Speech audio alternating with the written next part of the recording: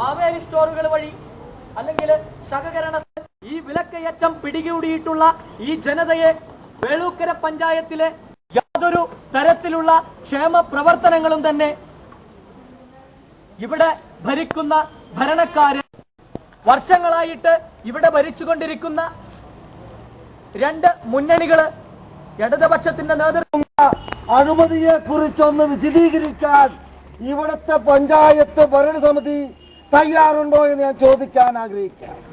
ഇവിടുത്തെ പാവപ്പെട്ട സ്ത്രീകളുടെ ഈ കുടുംബശ്രീയിൽ നിന്നും എടുത്തിട്ടുള്ള ലോൺ അതിന്റെ ആധാരങ്ങൾ തിരിച്ചു കൊടുക്കാൻ ഇവിടുത്തെ പഞ്ചായത്ത് ഭരണസമിതിക്ക് സാധിക്കുമോ? അടച്ച ലോൺ ഇവിടുത്തെ ആൾക്കാർ കുടുംബശ്രീയുടെ ഉദ്യോഗസ്ഥന്മാരുടെ കയ്യിൽ കൊടുത്തിട്ട് അടച്ചിട്ടില്ല എന്നാണ് അറിയുന്നത്.